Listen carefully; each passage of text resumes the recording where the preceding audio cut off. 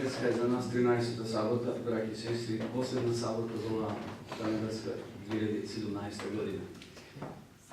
Пред нас овие символи, легот и чашата, символ на Исусовата крв и на Христовото тело. Секој пат кога сме овде, по повод вечерата Господова, ние се среќаваме со Исуса, се среќаваме со овие символи кои не подсетуваат на нешто што се случило многу одамна, а тоа на животот и работата на Исус Христос. И сега при тоа размислување, пред да поминеме на останатите делови тоа служба, на обредот на призноста, и сега да се подсетиме на Исус и на се што тој го сторил за нас. Исус на Голгота, така се викала кратко размислување, што денеска сакам да го споделам. Или на почетокот еден пример. Ова случка се случила во една црква во Америка. Една сабота проповедникот излегол вака на катедра и донел со себе еден кафес за птици. Кафесот бил празен. Верниците били изненадени што сега сака да каже проповедникот со тој кафес. И ја почна својата приказна. Овие денови додека се шета во паркот, сретнав едно момче кој имаше кафес во рацете, а во него се наоѓаше една преплашена птица. Застанав и го прашав момчето, што ќе работи со таа мала птица? Момчето без многу размислување одговори: малку ќе си играм со неа, малку ќе ја мачам, се додека не ги искубам перијата. А после, што ќе работиш? Го запрашал проповедникот. Момчето за миг застанула, потоа рекло: па, знаеш, имам дома една голема црна мачка која навистина сака глувци и птици. Па која ќе ми досади, ќе ја однесам дома на мачката, ќе ја дадам да ја изеде. На тој начин ќе ги скратам маките. На овој одговор проповедникот повторно запрашал: кажи ми колку пари бараш да ти ја откупам птицата? Момчето било изненадено и потоа рекло: па вие сигурно се исмејувате, што ќе една ваква птица која ниту пее добро, ниту изгледа добро. Сигурно вие нема да ја купите и без врска ги трошите парите. Кажи ми колку бараш, бил упорен проповедникот.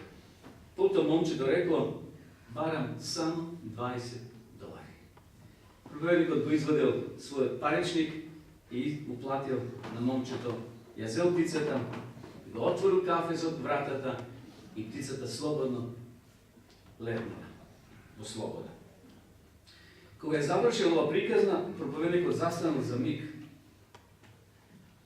Луѓето очекувале која ќе биде сега пораката. Потоа проповедникот продолжил: пред многу години, пред многу време на небото се собрале синовите Божји. Помеѓу нив Библијата велика дошол и Сатанат. Тогаш Исус го прашал: Сатано, што ќе работиш со луѓето долу на земјата? А Сатаната рекол: па што ќе работам? Па ништо, само ќе направам да се мразат меѓусебно, да се озборуваат, да бидат љубоморени на други, да се убиваат, да крадат и да не ги почитуваат родителите и така натаму. Сатаната почнал да набројува цела листа. А тогаш Исус го запрашал: а што ќе работиш потоа кога се до тоа ќе го постигнеш? А тоа е лесно, Исусе, рекол Сатаната. Ќе ги уништам, се ќе уништам, преку војни, самоубиства и така ниту еден нема да остане жив. Што бараш за возврат, му рекол Исус на Сатаната. Сатаната почна да се смее. Сигурно се изсмејуваш, сигурно не ти треба тие никакви луѓе кои мразат, озборуваат, кои не знаат што е тој љубов и кои во секого гледат непријата. Потоа Исус повторно го запрашал: кажи ми, Сатано, што бараш? Јас сум подготвен се да ти платам. Тогаш Сатаната малку размислувал и говорил: јас сакам твојата крв. Го сакам твојот живот. Ако ми го дадеш, ќе добиеш се. Договорено. Исус ја испружил раката, ќе ја добиеш таа цена. Потоа проповедникот го зел кафезот, со себе се симнал катедрата и излегол намор. Ајде, браќи и сестри, да читаме ние што е тоа што Исус му ветил на Сатаната, односно што е тоа што Исус го сторил да не откупи тебе и мене и да излеземе од кафезот на гревот и да отвори вратата на слободата. Што направил Господ Исус за нас? Одиме во Јован 19 глава и да видиме што е тоа што го Исус сторил за нас во последните мигови на својот живот. Понекогаш тоа така лесно го одминуваме или го преслокнуваме, но овде Јован децидно ги запишал овие зборови. 19 глава од 16 стих па скроз до 30-тиот. Тогаш им го предаде за да биде раснат. Кој го предаде? Јуда. Тогаш го зедува Исуса, а пред тоа знаеме дека и Пилат ги изми раците, не наоѓи вина на Исуса Христа, но со тоа само ја подотвори вратата да се исполни пророштвото. А тој, носејќи го својот крст, излезе на местото наречено Лобно, а на еврејски Голгота, каде го распна и со него други двајца, од едната и од другата страна, а Исуса во средината. А Пилат напиша и надпис и го стави на крстот, а беше напишано Исус Назареец, јудејски цар. Надписот го прочита мнозина јудејци, зашто местото каде беше распнат Исус беше близо до градот, а беше напишано на еврејски, латински и грчки. Тогаш јудејските главни свештеници му рекоа на Пилата: не пишувај јудејски цар, туку дека тој рекол јудејски цар сум. Пилат одговори: што е пишано, напишано е. А војниците откако го распна Исуса, ги зедо неговите облеки и ги разделија на 4 дела. По еден дел на секој војник и долната облека, а долната облека не беше шиена, туку целата истаена одзгора додолу. Си рекол меѓу себе да не ја кинеме, туку да фрлиме жребка за неја, кому ќе му падне, за да се исполни писмото, ги разделија меѓу себе моите облеки и фрлија жребка за мојата облека. А при Исусовиот крст стоја мајка му и сестрата на неговата мајка Марија, Клеопина и Марија Магдалена. А Исус тоа ја виде мајката си и покрај неја ученикот кога го љубеше и рече на мајка си: жено, ети ти син. А потом му рече на ученикот: ети ти мајка. И од тој час ученикот ја зеде при себе. По ова Исус, најке дека е свршено се, за да се исполни писмото, рече: жеден сум. Таму имаше сад полн со оцет. Тогаш закачија на трска сунгер, наквасен во оцетот, и му поднесува до Исусовата уста. Штом Исус го приме оцетот, рече: се сврши. Ја наведна главата и го предаде духот. Еве, браќи и сестри, ова е накратко таа сцена на Голготскиот крст, на подножието на Голгота. Се случувало нешто многу страшно. Големо мноштво, вели Библијата, го пратело Исуса од судницата преку таа Вија Долороса, таа главна улица, скроз горе до Голгота. Овде вели текстот дека во близина на Јерусалим Исус бил распнат. Мноштво луѓе од сите општествени слоеви дошле на местото на распнување. Исус бил осуден на смрт, и тоа со распнување на дрво, на крст. Кога стигнале на местото на погубување, заробениците биле врзани. Исус го носел крстот, вели Библијата. Исус не покажувал никаков отпор. А Исусовата мајка била тука поред крстот, вели текстот, цела натажена, пожалостена, зашто синот ќе го распнат за кој миг. Интересно, Исус се разделувал од животот, не ја заборил својата мајка. Па зарем оној кој воскреснувал мртви, кој лечил болесни, сега ќе дозволи неговата мајка да остане на цедел. Очигледно Јосиф почел во меѓувреме. Јосиф бил постар од неја и Марија немала кој да се грижи за неја. Ја подарува во смисол на Јован да се грижи, зашто Јован како најмлад ученик, најдолго ќе живее од останатите ученици. Зошто не ја предал на Петар или на некој од другите постари ученици? Очигледно, логично е, Јован ќе ја прифати и ќе се грижи до низината смрт. Но Исус дали ќе се спротивставува сега на војниците? Другите се спротивставувале, колнеле, псуеле, викале, а Исус како невиновјар, не вели Библијата, легнал на тој крст. Никаква клетва не упатил до војниците кои грубо се однесувале кон него. И кога бил прикован, вели Библијата, го подигнале на крстот. И што напишале овде? Бил ставен надпис Исус Назаречанин, цар јудејски. Слушност, тоа е пророштво и не може војникот да направи нешто спротивно на пророштвото. Еве што читаме во Псалом 22 глава. Gledajte koliko verno, 600-700 godini preda se Hristos rodi i preda se sluči ovo što danas kad nije čitame, bilo prorečeno što će se slučilo su Isusa Hrista. Psalmite 22, 16-18, evo što piše ova. Učinjete me okolijam, lukav narod me okruži, gi probodja mojite raci i mojite noze. To je proroštvo za Isusa Hrista. Možem da gi prebrojam site svoji koski, a ti me gleda, a ti me prezira. Gi podelja mojite oblike među sebe i žredka frla za mojite oblike. Koliko je slovo to istinito, braće i sestri, koliko je proroštvo to točno, ono što Bog prorekao preko svojite proroci, eve se ispolnilo. Ponatamu čitame za jedno proroštvo u istota knjiga, Psalom 6, 9, 20 i 21. Eve, doslovno, i ovo proroštvo se ispolnilo. Na vredovanjето mi го скрши сърцето и се изтощив. Чекав некой да се сожали над мене, ама немаше никой.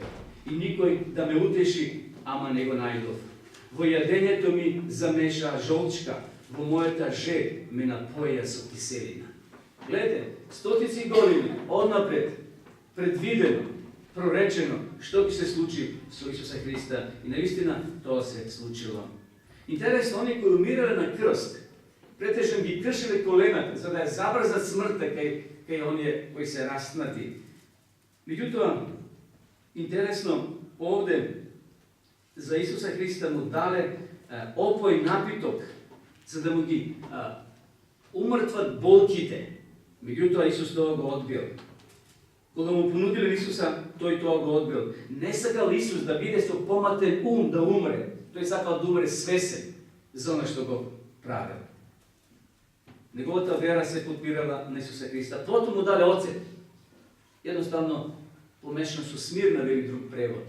И му ги наквасиле неговите усни, зашто наистина бил жеден, исцрпен, изгубил и доста крв. 6 часови Исус висел на тој крст. Од 9 предпладне, некаде до 3 попладне. Наистина, браќи и сестри, на Христа, како наша замена, биле положени твоите и моите гревови, сите наши гревови. Тој се броил помеѓу престапници, иако немал ни еден престап, немал нито еден грев.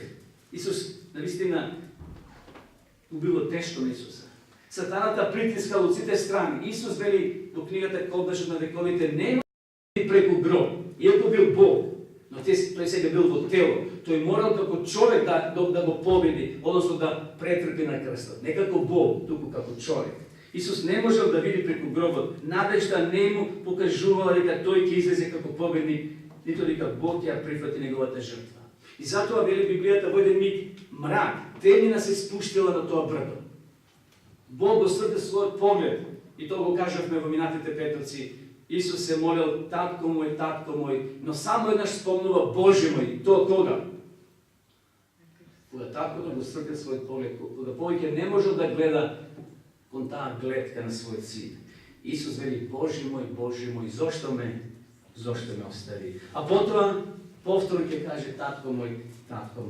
Тој се плашил дека гревот ќе биде одвратен во очите на таткото и дека раздвојањето ќе биде вечно. Чувството на татковиот гнев, пише во книгата Кодбашот на вековите, поради гревот ја загорчило чашата која Исус требало да испие и го скршило неговото срце. Небесните војски се го криле своето лице од таа страшна глед. Дури небесните војски се мисли на ангелите. Исус стоел сам помеѓу небото и земјата и помеѓу тие двајца злосторници. Сам требало да испие чашата до дно. Значи, целата чаша, не само малку, целата чашата на гревот, твој и мој. Нашите гревови го притискале Христовото тело на тој дрвен крст. Вели Библијата, потпун мрак, како мртовечки капак кој го обкружувал Исуса. Како мртовачки капак. Никакво помрачување на сонцето не било причина за тоа помрачување. Не било тоа природен феномен, туку тоа било надприроден феномен. Таа темнина што Бог не можел да гледа, тоа било среде пладне. Среде пладне кога од друга страна сатаната ликувал, се радувал, зашто извоил победа. Она горе што предмалку го кажавме, кога Исус му рекол, што бараш за да ги откупам? Ја барам твојата крв, твојот живот. Исус знае. Исус 30 години со тоа се занимавал. Тоа го притискало неговото срце. знаејќи зошто дошол да го даде својот живот. Никакво помрачување на сонцето не било причина за тоа помрачување. Наистина Божјата присутност била сокриена во таа густа темнина. Бог и неговите ангели биле тука поред крстот, но не може да му помогнат ни за 1%, ништо. Исус морал сам да ја пие чашата. Но сепак неговата присутност не била откриена. Во тој миг Исус не можел да биде утешен од присутноста на својот сакан татко. И затоа на Исусу било тешко. Боже мој, зошто ме остави? Се изгледало како громна тишина да се спуштило на Голгота. Во 9 часот темнина повеќе немало околу крстот. Во 9 часот немало темнина околу народот. Но околу Исуса се уште била. Исус во тие тешки мигови и агонина борба ги кажал следниве зборови. Марко тоа го забележал во својата 15 глава, во 34 стих, еве го текстот, што кажал Исус во тие тешки часови, во тие тешки мигови. 15:34. А во 9 час Исус извика со силен глас: Или, лама савахтани, што значи Боже мој. На секад Исус се обраќа татко. Сега Исус вели: Боже мој, каде си? Службено сега Исус му се обраќа на својот татко, а пред тоа присно: татко, татенце. А сега: Боже мој, зошто ме остави? Исус висел, браќи и сестри, на крстот. Од неговото тело вели извештот капело крв. Тие раце кои благословувале, тие раце кои лечеле, тие раце кои мртви подигнувале, сега биле приковани на дрво. Таа царска глава, ранета со трновенец, капки од неговото чело се сливале по неговото тело. Но сепак, вели Библијата, од неговата уста не се слушнал ниту еден збор на негодување. Браќи сестри, зошто Исус тоа го направил за мене и за тебе? Дали ние тоа сме го заслужиле? Тој го раскопал царството на смртта и ја отворил вратата на небото. Тој кој ги смирил брановите, кога Петар тонел во водата и го извадил од глибот на водата. Тој кој момчето од Наин му рекло: стани. И она девојката Талита куми што ја воскреснал, и мноштво други може да те воскресне и тебе и мене. Без разлика колку сме длабоко паднале, тој ќе ја пружи својата рака и тебе да те извади од глибот на гревот. Тој кој ги отвара очите на слепите, кој ги повикува мртвите во живот, сака да биде денеска твој и мој спасител. Дали сме свесни за таа голема жртва, браќи и сестри?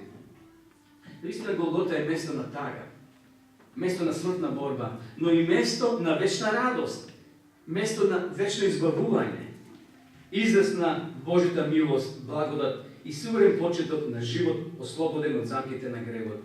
На Голгота престанала на изрека: бидејќи плата за грев е смрт, не важи повеќе. Од Голгота наваму не важи таа изрека, зашто плата за гревот Исус ја платил, како што проповедникот дал $20 да го откупи тоа мало птичје и да го ослободи да летне. Исус дошол и на сатаната му понудил себе. Еве сатано, јас ќе се дадам себе. Само дај ми го човекот. Тој кој беше во мои раце, но Адам и Ева, на жалост, направиле погрешен избор и се свртиле кон сатаната наместо кон Бога. И затоа, браќи и сестри, на Голгота започнала нова вредност. Дарот на Божјиот Син, вечен живот во Господа. Во очите на Бога ти вредиш повеќе него злато офирско. Во очите на Бога ние вредиме повеќе него целиот Ерусалим денеска во Палестина за кој се кара чие да биде. Во очите на Бога ние вредиме повеќе него сето злато кое се наоѓа на нова земја, нова планета. И затоа денеска е прилика да исчекориме нов чекор, да го ставиме минатото зад нас. Што е да било, Бог ќе го фрли во длабините морски, таму долу и никош повеќе нема да го спомне.